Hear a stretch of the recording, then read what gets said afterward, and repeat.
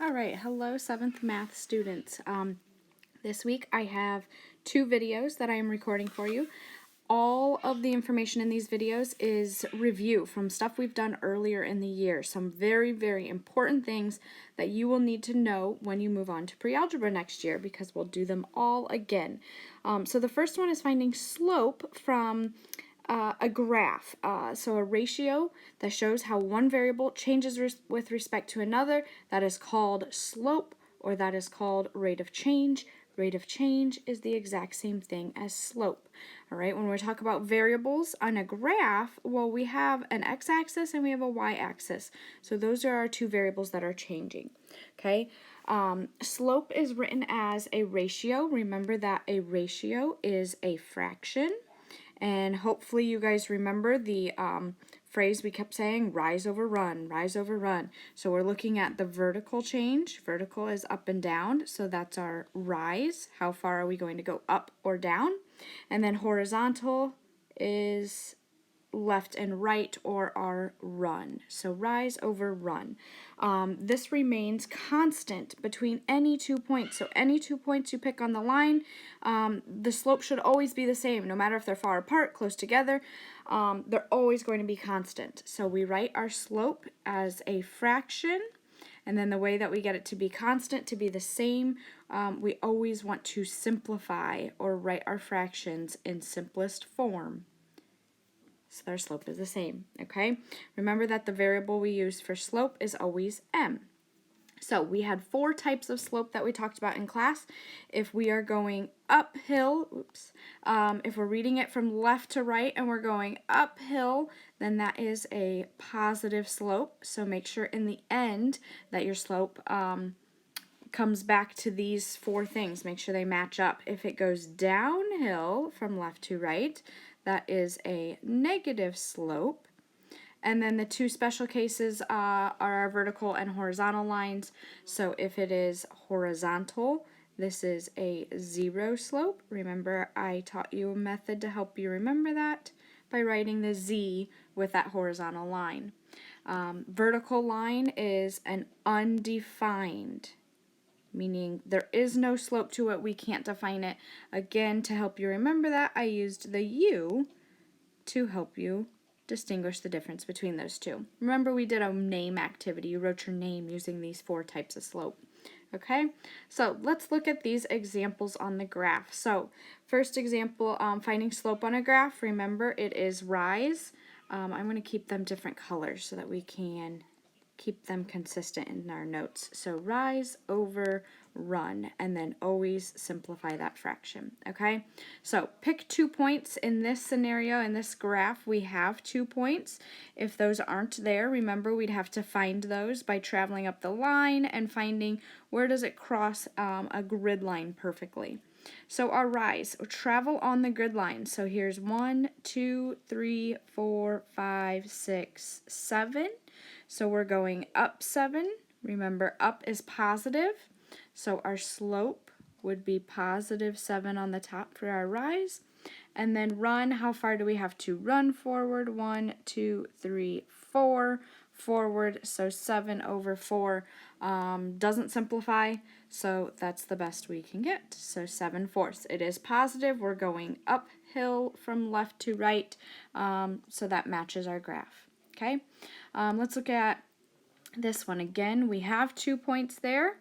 Now, if we start, and you can start at either point, you just always want to make sure you simplify your fraction. So in this case, we go down 1, 2, 3. Since we're going down, that's a negative number. So our slope, our rise, is negative. And then our run from that point where we just moved, 1, 2, 3, 4, 5, 6, 7, 8, 9. Since we went forward, it's positive 9. We went forward over here as well. I'll show that +4 over here. If we go backwards, if we go left, then that is negative, okay? But we went right, so that is positive 9, okay? Now, don't forget, we do want to simplify 3 and 9. We can divide both of these by 3 and make our slope smaller. Okay, now the top number is negative, so we only have one of those two numbers negative, so the whole slope is negative, and we can put it out front of the fraction like that. So our slope is negative 1/3. Okay, you can see if we go down 1, forward 3, hey look, we're on that line again. Down 1, forward 3, and this is just our simplified slope that I'm using. Down 1, forward 3, it's constant. It's the same thing over and over, okay? The last two examples then, if we are here, well, our rise, we're not going to go up or down. So our rise is 0. We would run forward, and I guess you could go backwards depending on which point you started with. 1, 2, 3, 4. But 0 over anything, our slope is 0. Okay, and that matches our horizontal line up here. Okay, and last one, if we did our 2 points, well, our rise, again, it could be up or down depending on which one you start with. So 1, 2, 3, 4, 5, let's say -5. But we're already at the next point. We don't have to run, so our run would be 0. Now, we can never ever have a 0 on the bottom of a fraction. That's, if we divide by 0, if you do it in your calculator, it's going to tell you error. You can't do it. So that's why this is an undefined slope. Okay, just be careful, guys. I don't have an example here, but if you get a negative over a negative, real quick, let's go off to the side here. Let's say, just an example, we get our slope is -1 over -4. Well, don't forget, a negative divided by a negative, that's going to switch to a positive. Okay, so be careful. Two negatives equal a positive. Okay, so that is slope from a graph. Now, if we get out of this, and all of that is saved in your notes, so you can go into Shobi and see exactly what I just wrote. The second notes here, slope by 2 points. I really hope you guys remember this because we did a lot of it in the DMR. So we had a formula. M is still our slope, but we're going to subtract our y's on top, and then we're going to subtract our x's on bottom. It's still the same thing. Subtracting y's is your rise, and subtracting your x's is your run, okay? If you need to know where those x1, xy, x2, y1, y2 come from, look at our 2 points here. That's how we label them. So our first point, 1, 1. Let's label them before we begin. And in order to pair, it always comes x, y, x, y, okay?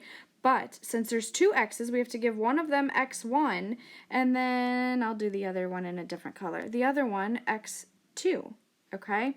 And then in this one, we have y1 and y2. So it helps to label them. And then let's draw our arrows. So we have M equals, let's write down our formula and then plug in our numbers, okay? So y2 is 3, and we're going to subtract y1. y1 is 1. And this is all over. We have x2 is 4, and we're going to subtract x1, which again is 1. And then we simplify. So 3 minus 1 is 2. 4 minus 1 is 3. So our slope is 2/3. Okay, always simplify. 2/3 we can't simplify. Let's look at some with negatives. Again, let's label our points. So this is x1, this is y1. And then the second ordered pair, we have x2 and y2.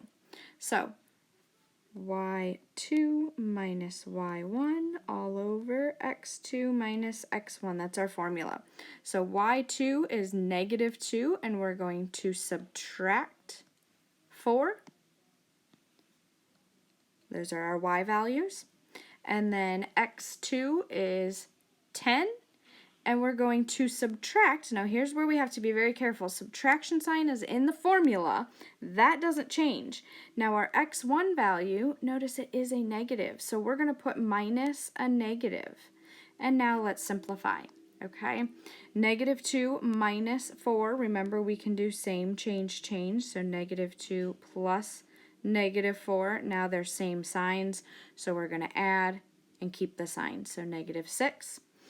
Same thing down here, same, change, change. So 10 plus 2, we get 12 on the bottom.